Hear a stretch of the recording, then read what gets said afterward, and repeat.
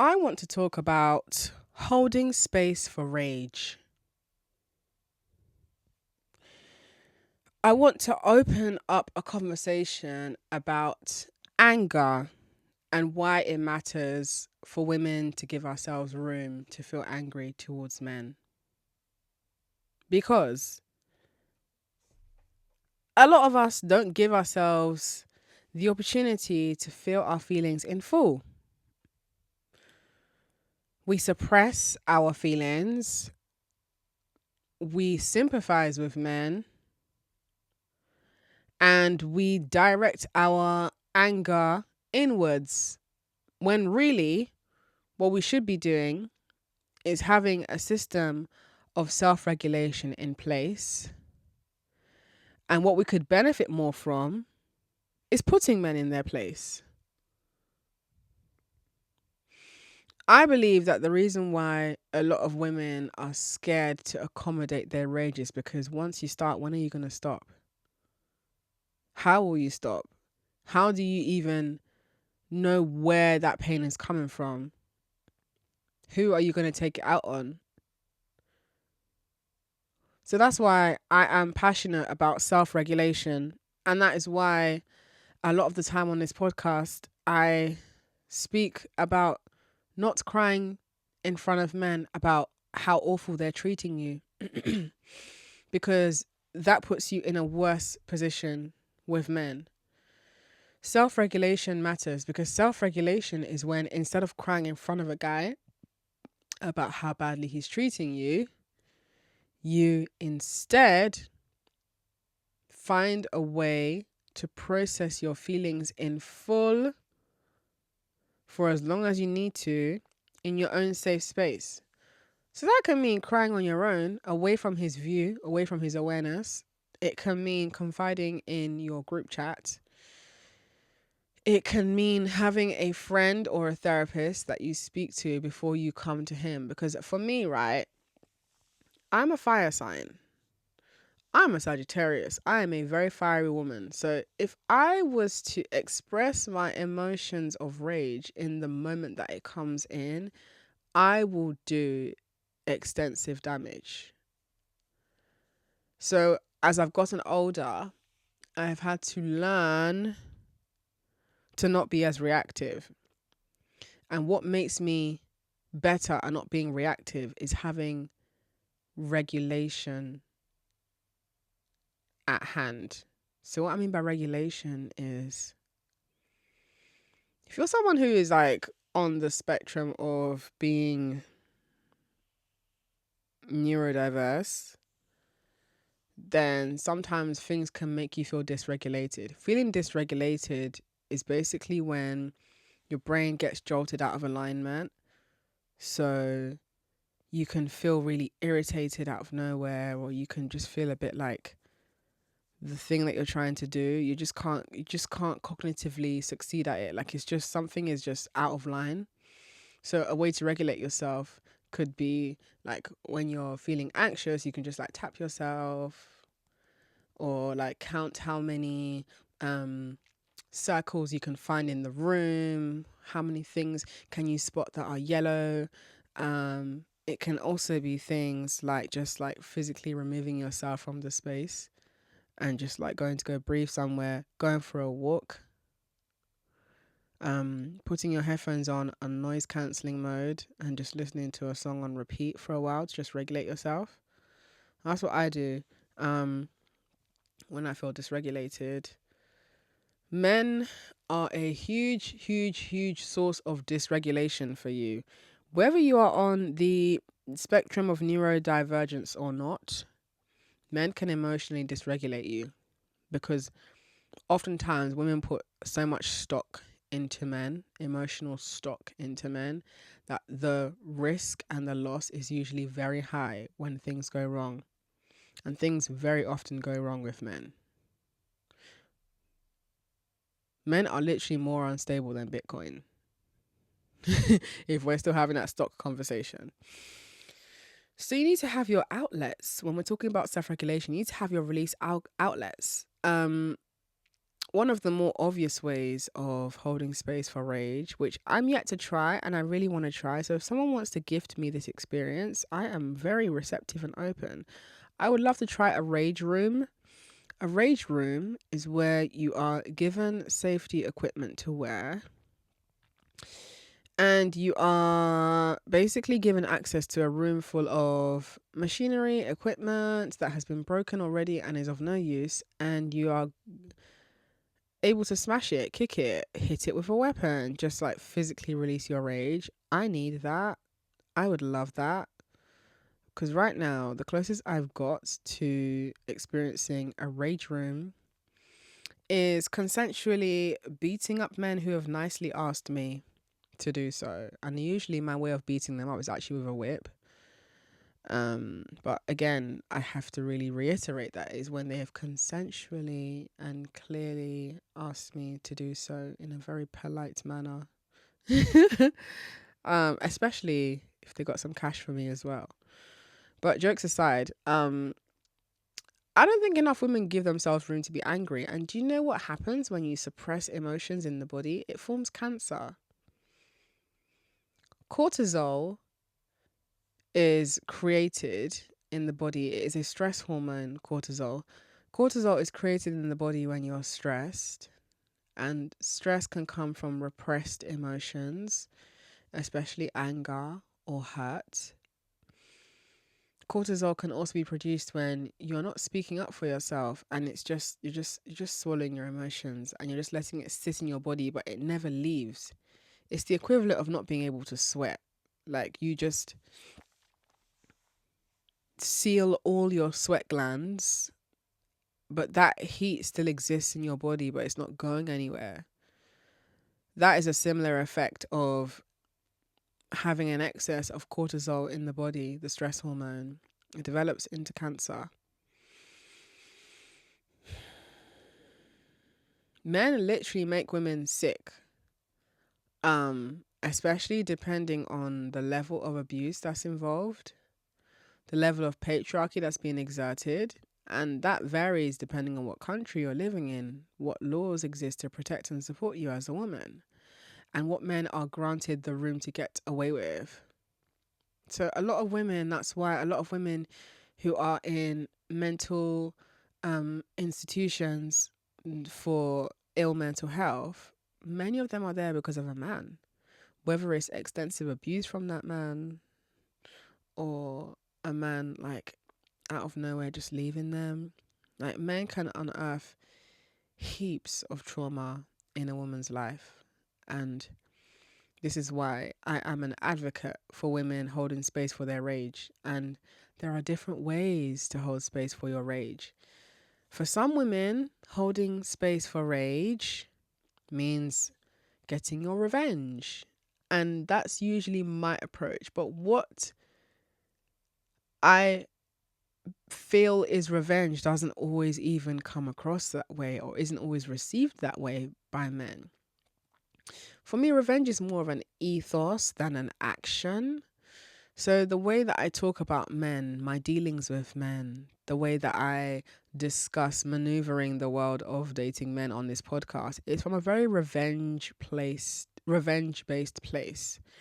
Meaning that I don't think men should get away with exerting patriarchy on women without those men having to experience a consequence, whether that is a decline in women being interested in them, whether that's an increase in what women ask men for. I think all of those things run into the stream of what revenge constitutes as.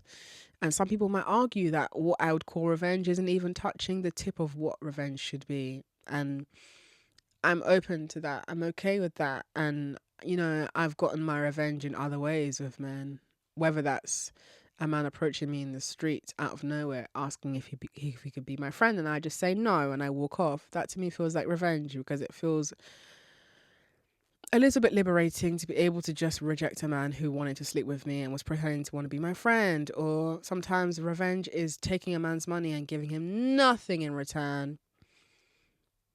Nothing in return.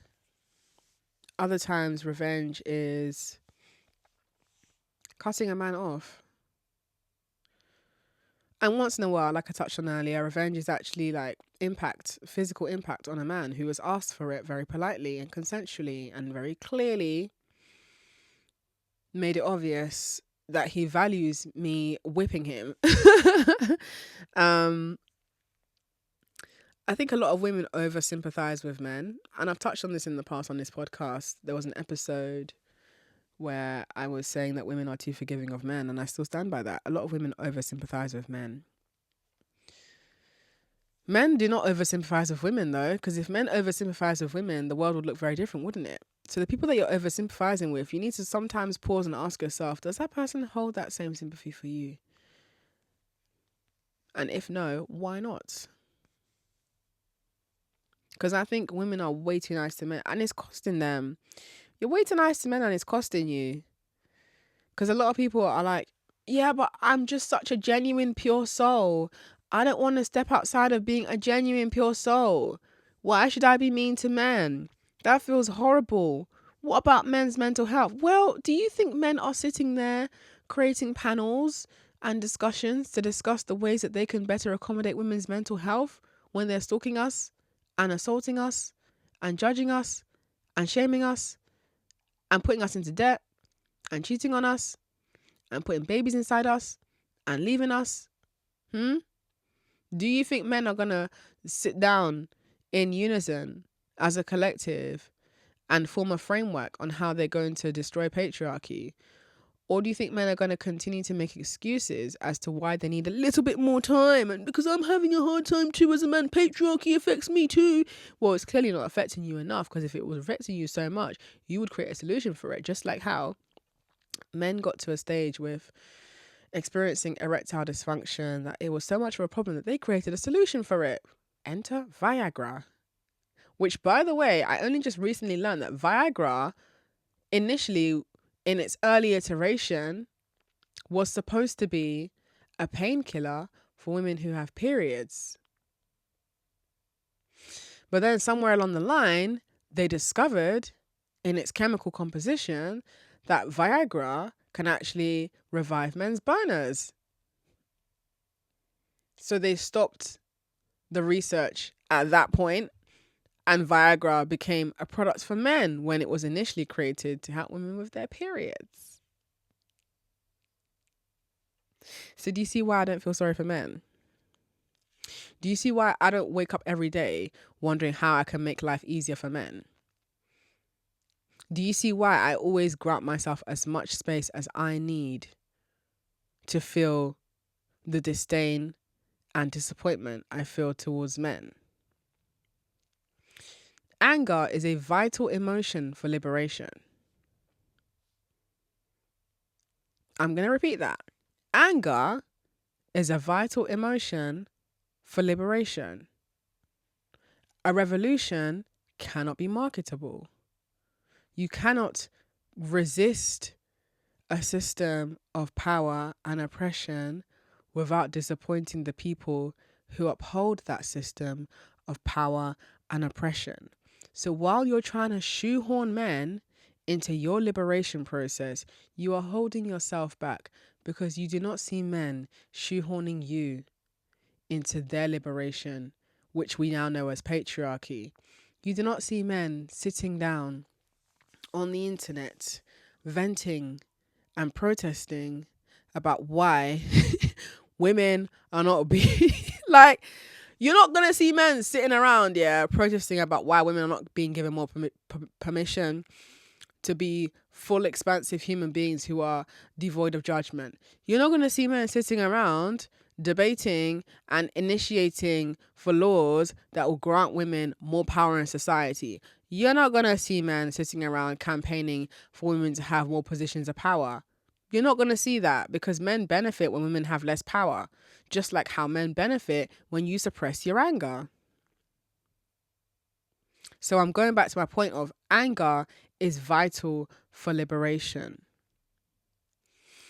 Every woman's liberation journey will not look the same, because every woman's journey, every woman's story, every woman's identity does not look or live the same.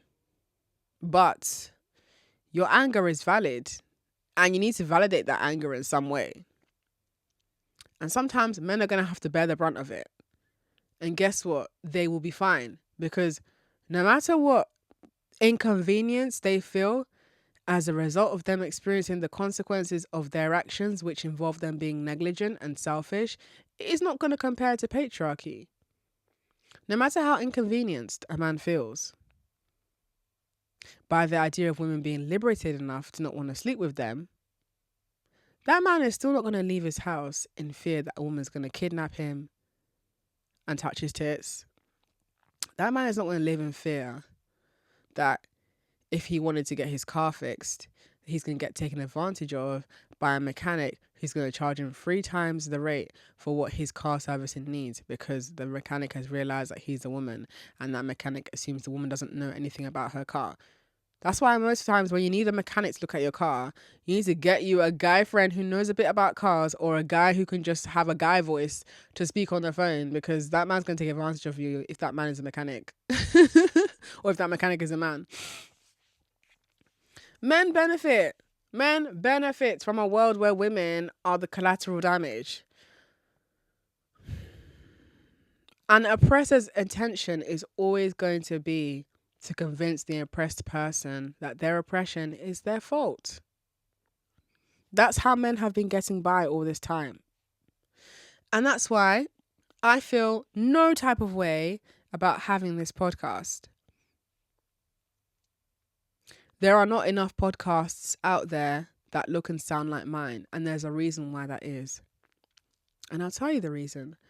The reason is because not many people are as articulate as me. 1. 2, not many people feel as brave as I do. 3, there are more people who sympathize with men than there are those who don't. I don't sympathize that much with men. I still have interpersonal relationships with men. There are men in my life who I love. But I can accommodate that 2 things can be true at once. I can love the men in my life and see them for the kind human beings that they are. I can hold space for the efforts that they make to make myself and other women feel safe. And I can accommodate the reality that they cannot change the world by themselves. And at the same time, I can also make room for the truth that men are still an oppressive group. No matter how great my personal relationships are with the men in my life, men are still the biggest risk to my well-being.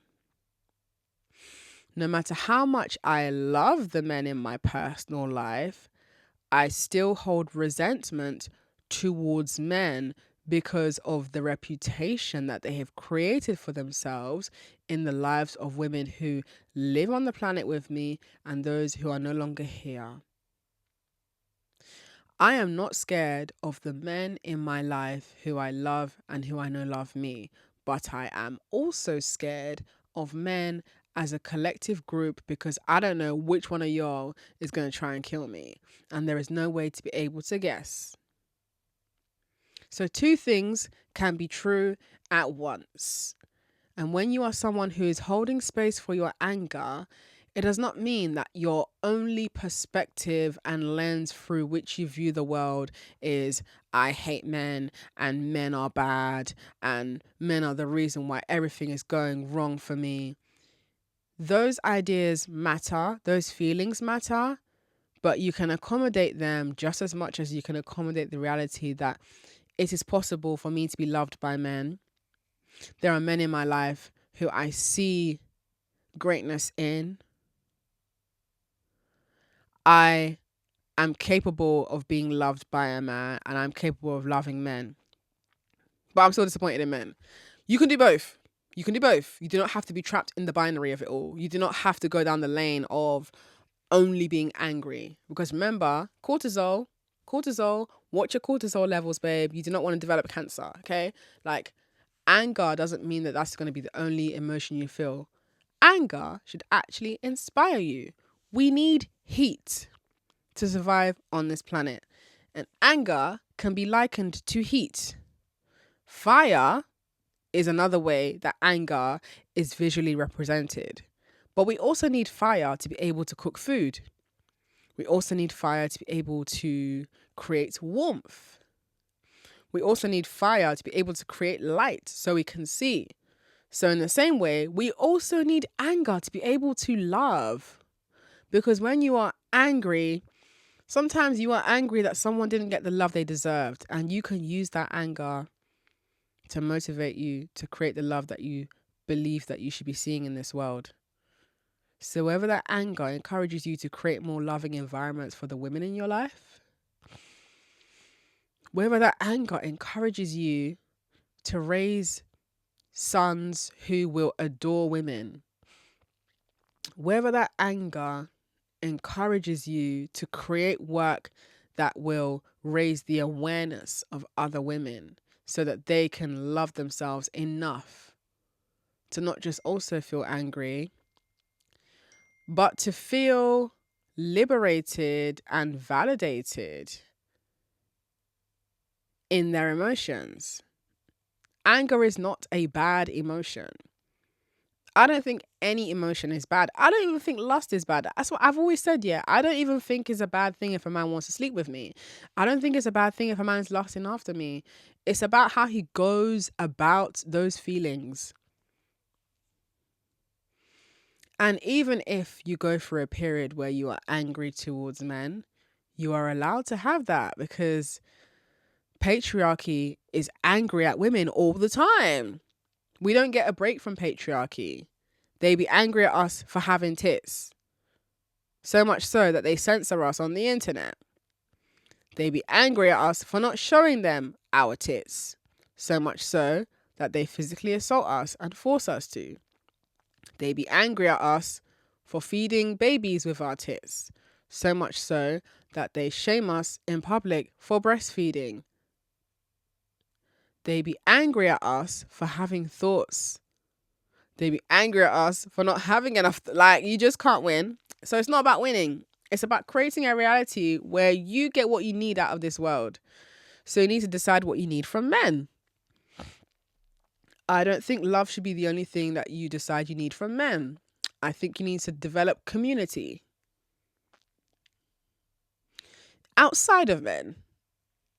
When you develop community outside of men, it means you don't pour all of your emotional stock into a man loving you. Because I don't think a man is capable of loving you into who you deserve to be. I think he can support you in that journey, but he cannot be the sole provider of that love. You need multiple people for that. That's what community is for. And you can have men in your community without you fucking them. Because you don't have to sleep with men just because they love you. Did you know that? Did you know? It matters a lot to have men in your community who love you without there being any sexual involvement. Who was it that said this? I think it was Maya Angelou that spoke about this in an interview where she was saying that it matters for women to be in community with men who you feel loved by, and it doesn't have to be sexual. And I really resonate with that. And it falls into my radical politics because I believe my politics are very radical. And radical does not have to mean violent. Radical doesn't always look like rage. Sometimes radical is just saying, I withdraw myself from your space. Sometimes radical just means I have revoked you of permission to touch my breast. Sometimes radical just means I've decided that I am actually not going to entertain this any longer. And that is my truth. I don't know if radical politics still exist at the forefront of feminism anymore. I think we've gotten to a very plateaued, stagnant, coasting portion of the feminist journey where we're all just kind of like, I'm kind of bored of having self-esteem. I just want men to just come and love me into who I want to be. And I feel sorry for men. And I don't want to be too mean. And I feel like it's anti-feminist to ask men for money because that's capitalism and classism. And it's like, you are conflating concepts that have nothing to do with your personal journey of liberation. It is your right. It is your birthright to experience joy and happiness and care as a woman. You are allowed to have your prerequisites for what it will take for a man to be allowed to be a part of your life. You are entitled to the autonomy of deciding what man is eligible to touch your fanny. That is not capitalism or classism. And I hate that I have to constantly reiterate that. But before I wrap this episode up, I just want to make it clear that I'm in no way encouraging for you to enact physical harm on men as a means of exerting the revenge and rage that is in your body. If you want to explore impact play, the kink space is available for that, but you need to do a lot of self-work to really question and identify how and why you want to express your rage in that manner, when there are easier ways and more beneficial ways to express your rage, like get his money. But also, I want to validate your anger. If you're a woman listening to this and you have anger stored in your body about how a man treated you, that anger is because you love yourself. That anger is a sign that you love yourself so much that you know you did not deserve that. So hold space for that anger and let that anger inspire the way that you're going to carry yourself the next time a man enters your life. Because as long as you're a woman and you're on this planet, you're not going to stop meeting men who are interested in you. It's just a matter of time before the next one comes along. What will you do differently this time round to ensure that you lead with the belief that you deserve better than what you got the last time? That is how you alchemize your rage. That is how you turn your anger into actionable results that will benefit you, so that you can ease the stress of carrying this pain in your body. Because there is not just one man, but there are many men out there who will actually treat you really well, but you need to be angry enough to believe you deserve it. And you need to be direct and vicious enough to walk away from what doesn't look like what you deserve. And that is how you hold space for rage while making room for love.